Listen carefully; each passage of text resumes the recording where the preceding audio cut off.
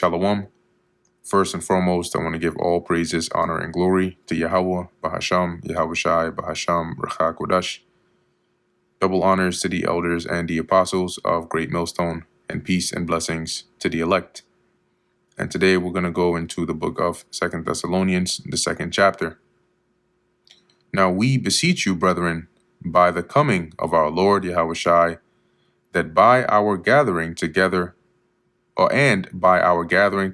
unto him, that ye be not soon shaken in mind, or be troubled, neither by spirit, nor by word, nor by letter as from us, as that day of Hamashiach is at hand. So, like I mentioned in the previous lesson in 2 Thessalonians 1, there was information going around, right? That was shaking up the minds of the believers, because some were mentioning or pushing that the day of the Lord had already come to pass, and so on and so forth. Okay, and so that's why he's saying here, don't be deceived. Okay, verse 3 actually goes into that. And the when you look at 2 Thessalonians, the first about 8 or so verses, the goal or the point in the way the Apostle Paul words it is, look, the day of the Lord has not come.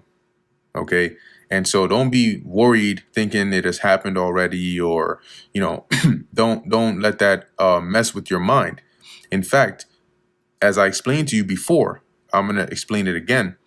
This is the sequence of events that leads up to the day of the Lord. And until these things happen, the Lord's return isn't going to be here. Okay? So that's what the next few verses really addresses. So I'm going to read verse 2 in the NLT. It says, "Don't be so easily shaken or alarmed by those who say that the day of the Lord has already begun. Don't believe them, even if they claim to have had a spiritual vision, a revelation, or a letter supposedly from us."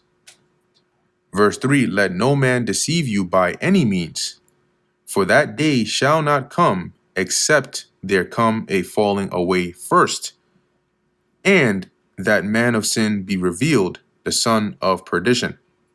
So these are two things that need to happen before the day of the Lord.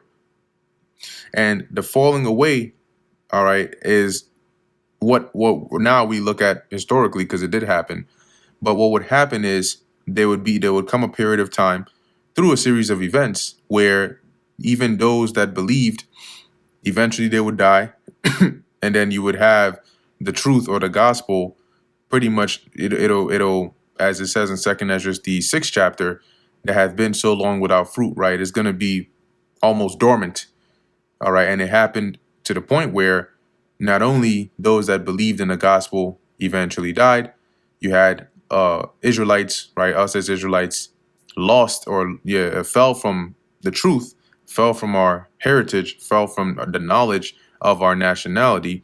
And this is when, we went through the whole fleeing, right? During Roman persecution, eventually over a period of time being brought into captivity, right? Fulfilling what's that, Deuteronomy 28 and 68. Okay, and all the things that transpired afterwards that led us up until this point. So we fell from who we were. Okay, and there was a really a great level or a great deal of spiritual rebellion in the world, because the truth had been silenced for a good period of time. In Revelation, in the 11th chapter, it likens us to being dead, our dead bodies. Right now, we weren't physically dead, but spiritually, that's what it was likened onto. That's how far we fell. But that had to happen. Okay, and the world was run with false teachings. Right, that's where the pushing of Yahweh Shai looking like an Edomite, the Most High looking like an Edomite, the Israelites looking like an Edomite. The world just got deceived. Okay, and this all happened during that period of us falling away. But as it mentions in Ezekiel, the 37th chapter, right, and also other precepts, the Lord sent that spirit of life back into us.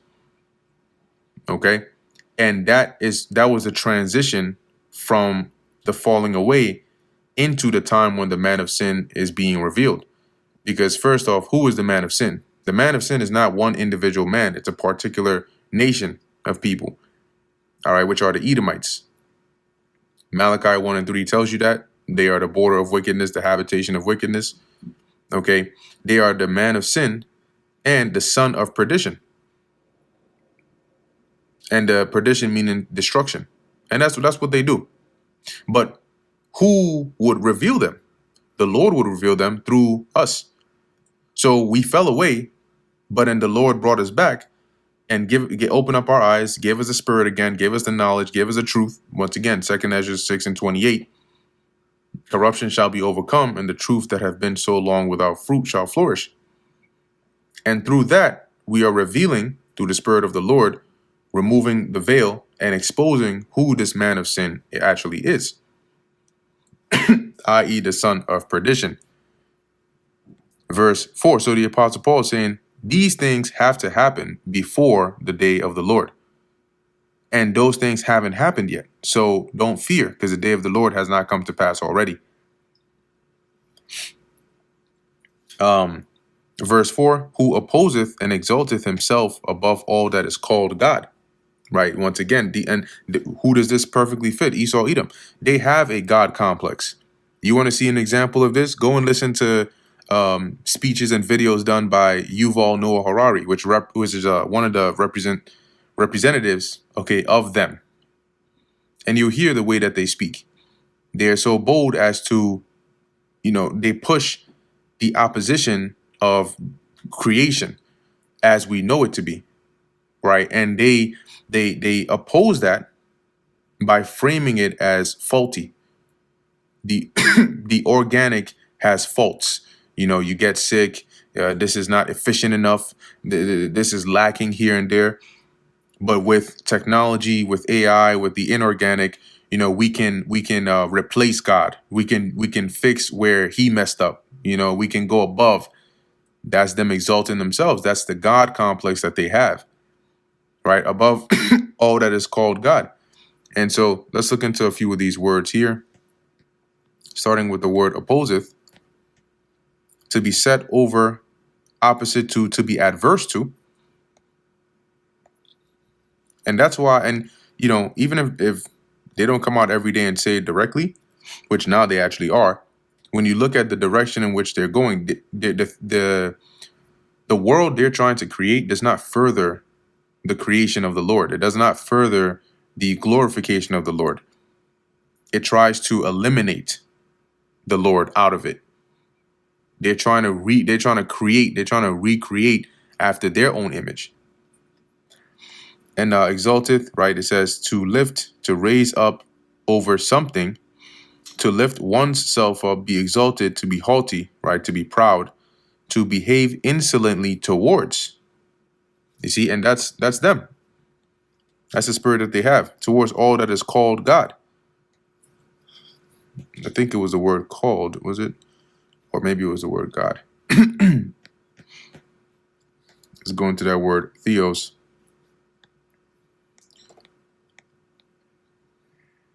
Right. So, you have your God, right?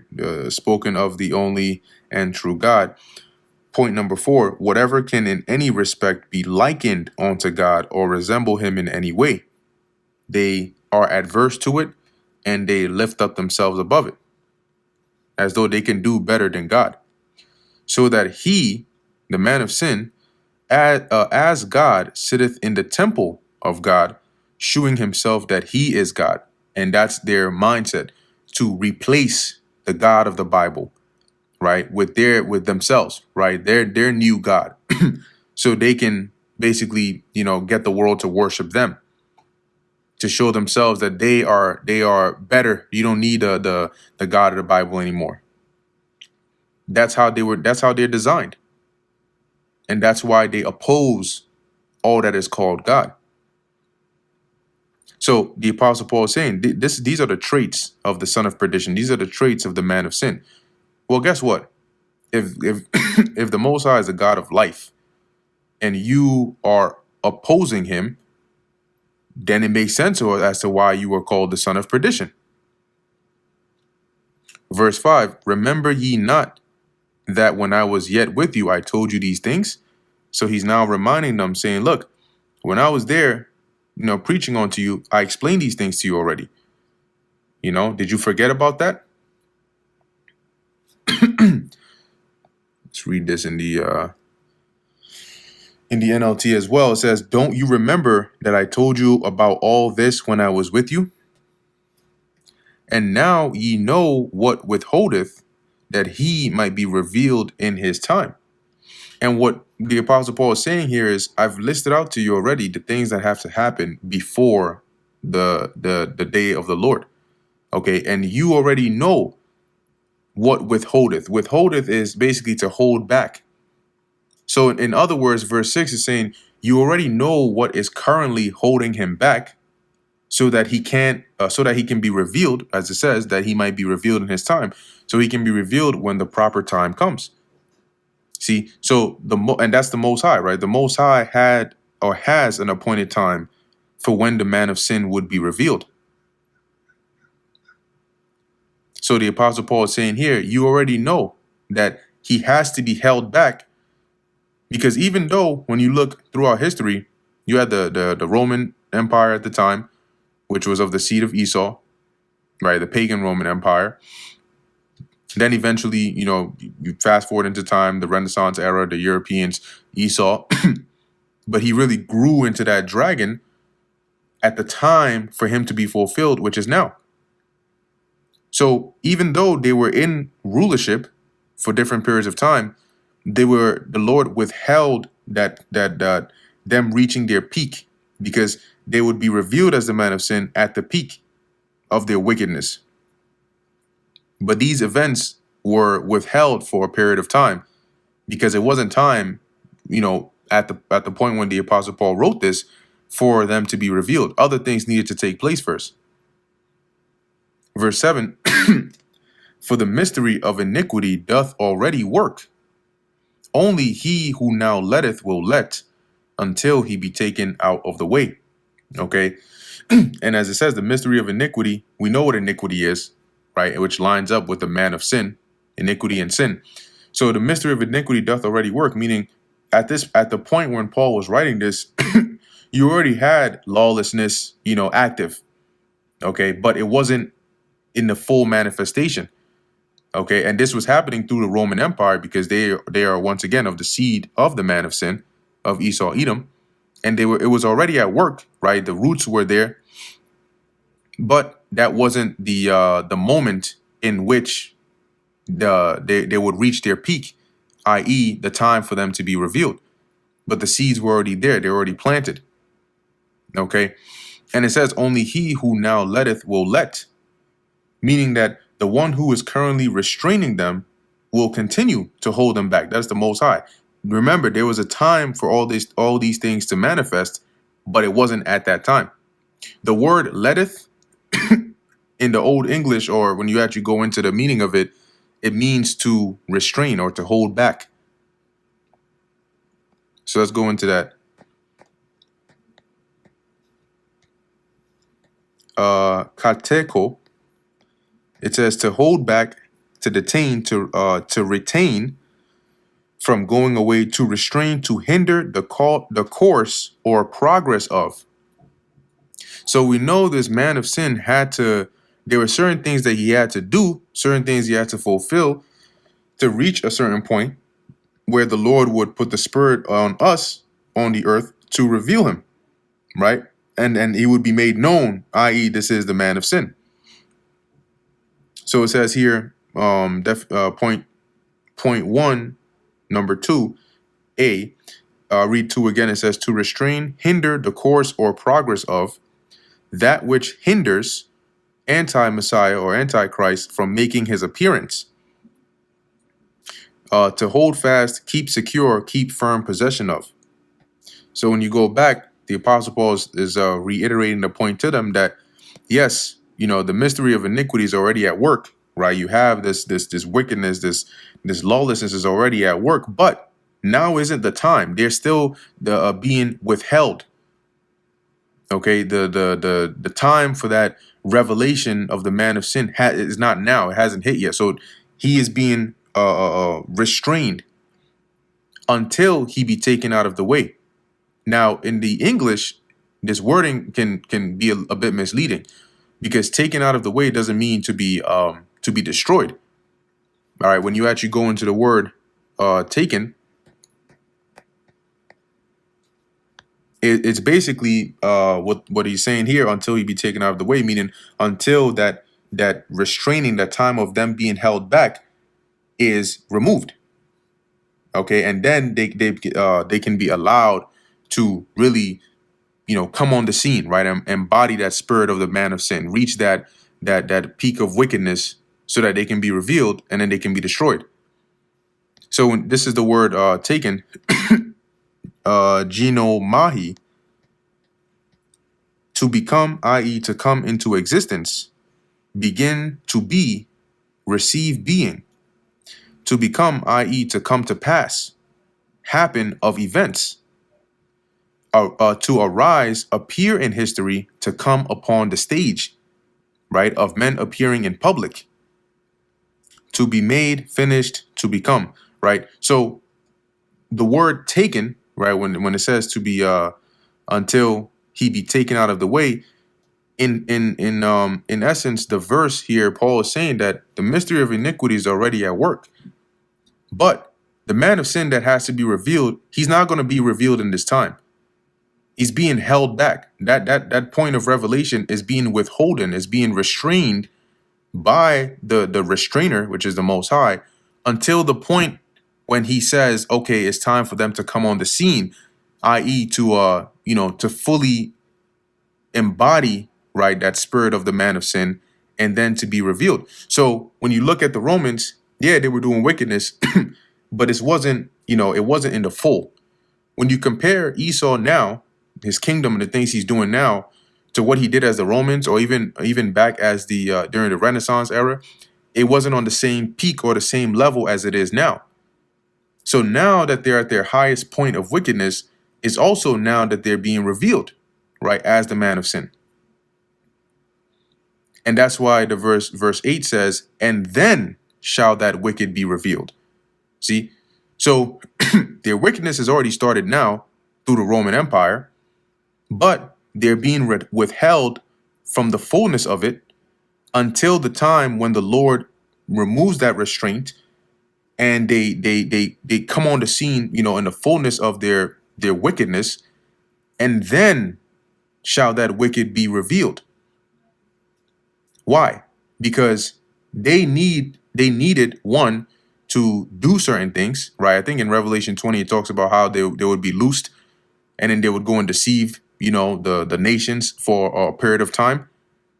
And they needed to come on the earth. They needed to grow. They needed to become a dominant power. They needed to come up with this new technology. They needed to instill these laws, because the Lord was using them to fulfill other prophecies. So they needed to do all of these things, to be responsible for all of these things, to fulfill other prophecies before the time of their revelation, because they weren't being revealed and being linked back to the scriptures as the Edomites like they are now. That's happening in this time. Okay? And the reason the man of sin had to come on the earth and then be revealed before Yahushua comes back is, well, guess what? When Yahushua comes back, the hour of temptation would have already been on the earth, right? The nuclear destruction, the final destruction, the second death, that's going to be brought about through the man of sin, through the son of perdition. So he had to come on the earth. He had to be revealed before Yahushua could come on the scene. And that's like the antagonist being propped up, put in his position, so that the protagonist can come and take him down. And that's the sort of sequence of events that the Apostle Paul was laying out to comfort, or to resolve in the minds of the believers in Thessalonica, that don't be deceived. Until these events take place, just like the apostles always say now, when we see the things happening in the world, you see the geopolitical tensions and Iran and this, the salvation won't come until the MOTB is made mandatory. Still, that has to happen before this thing goes, full blown nuclear.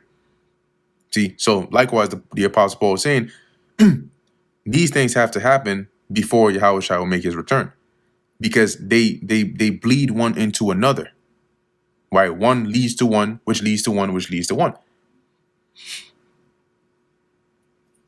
So where we at? Verse 8. And then shall that wicked be revealed, whom the Lord shall consume with the spirit of his mouth, and shall destroy with the brightness of his coming. So, starting with the Lord consuming him with the spirit of his mouth, started with that, which is also part of the revelation, sending us out here, the prophets, to speak, to condemn this devil, to sentence him. And then it would culminate with the Lord coming to actually execute that judgment. All right, and put this devil through that whatever it is that was sentenced against him, to actually execute it upon him, and shall destroy him, his kingdom, his empire. And when I say him, I don't mean every single Edomite, because we know that they're going to go into captivity. That's why I mentioned their empire, with the brightness of his coming. That's going to be the actual return of Yahushua. As Paul mentioned in the previous chapter, that he would come with the angels. Okay. Even him whose coming is after the working of Satan.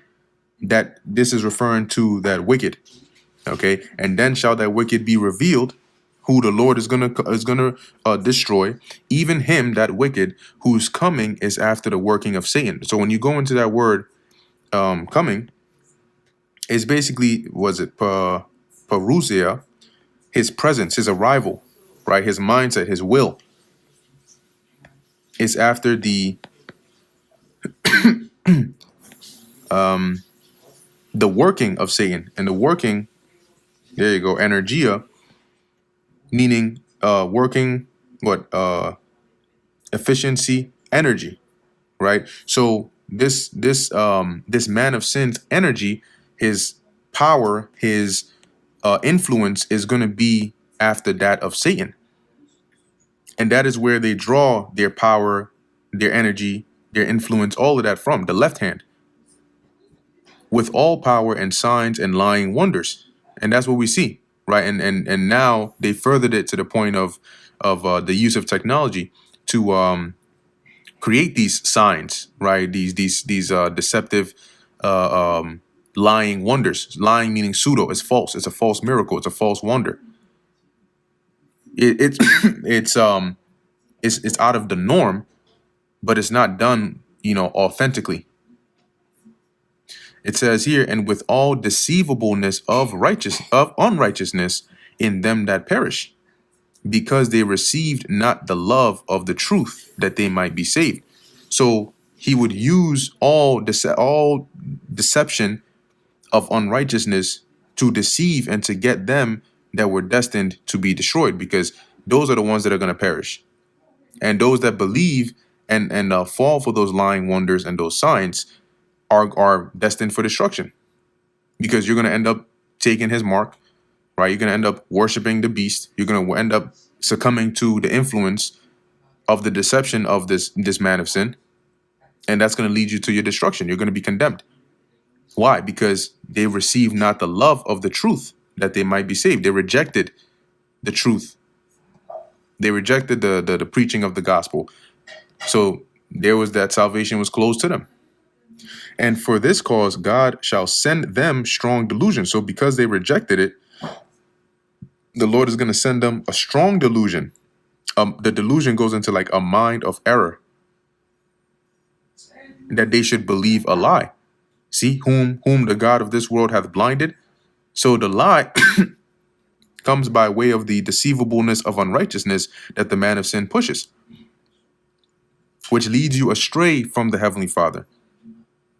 And because they rejected the love of the truth, the Lord gave them a mind that would be subject to believing that lie, that they might be damned. Because if you believe that lie and you reject the truth, you're going to be condemned, who believed not the truth, but had pleasure in unrighteousness. But we are bound to give thanks always to God for you, brethren, beloved of the Lord, because God hath from the beginning chosen you through salvation, or Salakia, to salvation through sanctification of the Spirit and belief of the truth. So as once again the Apostle Paul reiterates, but we're always thankful, right, to the Lord for you, because he chose you from the beginning. That's called predestination. The Lord already predestined or ordained for you to gain salvation, and that would be through him sanctifying you with the Spirit and causing you to believe in this truth, whereunto he called you by our gospel. See, so because you were already preordained and predestined for it, when you heard the gospel being preached, that was your calling, and you answered, right, to obtain of the glory of our Lord Yahushua Hamashiach. Therefore, brethren, stand fast, right, stand firm, and hold the traditions which ye have been taught. Remain, remain in the ways or the instructions that we taught you, whether by word or by our epistle. So whether it was things that we taught you while we were there and spoken onto you, or things that we have spoken onto you through our writings, our epistles. Now our Lord Yahushua himself, Yahushua Hamashiach himself, and God, even our Father, which hath loved us, and hath given us everlasting consolation and good hope through grace, comfort your hearts, and establish or strengthen you in every good word and work. And that brings us to the end of the book of 2 Thessalonians, the second chapter. Lord willing, that was edifying to the elect.